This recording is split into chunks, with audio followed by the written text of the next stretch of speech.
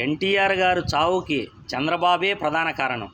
కనీసం ఎన్టీఆర్ గారు ముందు కూర్చునే అర్హత కూడా లేనటువంటి చంద్రబాబు నాయుడుకు ఎన్టీఆర్ గారు పిల్లనిస్తే, పిల్లనిచ్చిన మామ అనే కనికరం కూడా లేకుండా పార్టీని బలవంతంగా లాక్కున్నటువంటి వ్యక్తి చంద్రబాబు నాయుడు. ఎన్టీఆర్ గారిని ఎన్ని రకాలుగా ఇబ్బంది పెట్టాలో అన్ని రకాలుగా ఇబ్బంది పెట్టిన వ్యక్తి కూడా చంద్రబాబు నాయుడే. వైస్రాయ్ హోటల్ ముందు ఎన్టీఆర్ గారిపై చెప్పులు వేసిన చరిత్ర చంద్రబాబు నాయుడిది. ఈరోజు నంగనాసి కబుర్లు చెబుతూ ఎన్టీఆర్ గారి వర్ధంతి సందర్భంగా ఆయన ఎన్టీఆర్ గారికి నివాళులు అర్పిస్తున్నాడు. ఆంధ్రప్రదేశ్ రాష్ట్ర ప్రజలందరూ కూడా చూస్తున్నారు.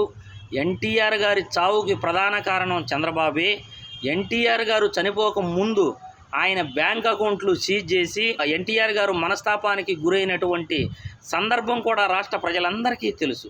తన బ్యాంక్ అకౌంట్లు సీజ్ చేసిన కారణంగా మనస్తాపానికి గురై హార్ట్ అటాక్ చనిపోయిన ఎన్టీఆర్ గారు ఈరోజు చంద్రబాబు నాయుడు ఆయనకు నివాళులు అర్పిస్తూ ఉంటే ఎన్టీఆర్ గారి ఆత్మ కూడా బాధపడుతుంది. ప్రజలందరూ కూడా తెలుసుకోవాలి, ఈ చంద్రబాబు నాయుడు వైస్రాయ్ హోటల్ ముందు చెప్పులు వేయించాడు సొంత పిల్లనిచ్చిన మామపై. అంటే ఎటువంటి చరిత్ర, ఎటువంటి నీచ చరిత్ర చంద్రబాబుది అనేది ప్రజలందరూ అర్థం చేసుకోవాలి.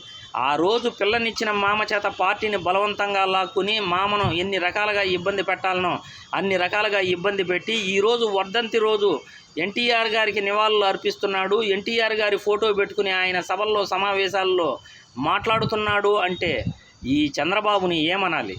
కనీసం భారతరత్న ఎన్టీఆర్కు ఇవ్వాలి అని కూడా ఏ రోజు చంద్రబాబు నాయుడు ప్రయత్నించలేదు అంటే ఎన్టీఆర్ గారి పైన చంద్రబాబుకు ఎంత ప్రేమ ఉందో మీరందరూ కూడా అర్థం చేసుకోవాలి. ఎన్టీఆర్ గారి కుటుంబ సభ్యులను అందరినీ కూడా ఒకటి చేసి ఎన్టీఆర్పై దాడి చేపించిన చరిత్ర కూడా చంద్రబాబు నాయుడిది. సొంత పిల్లనిచ్చిన మామకే ఆయన వెన్నుపోటు పొడిచి ఎన్టీఆర్ను అన్ని రకాలుగా ఇబ్బంది పెట్టి ఎన్టీఆర్ చావుకు కారణమై ఈరోజు వర్ధంతి సందర్భంగా ఆయనకు నివాళులు అర్పిస్తున్నాడంటే చంద్రబాబు యొక్క వ్యక్తిత్వం ఎలాంటిదో ప్రజలందరూ కూడా తెలిసి నేర్చుకోవాలి. వెన్నుపోటు రాజకీయాలకు ముఖ్యంగా చంద్రబాబు నాయుడు పేరే రాష్ట్రంలో, దేశంలో చెప్పుకుంటారు అని మీరందరూ తెలుసుకోవాలి.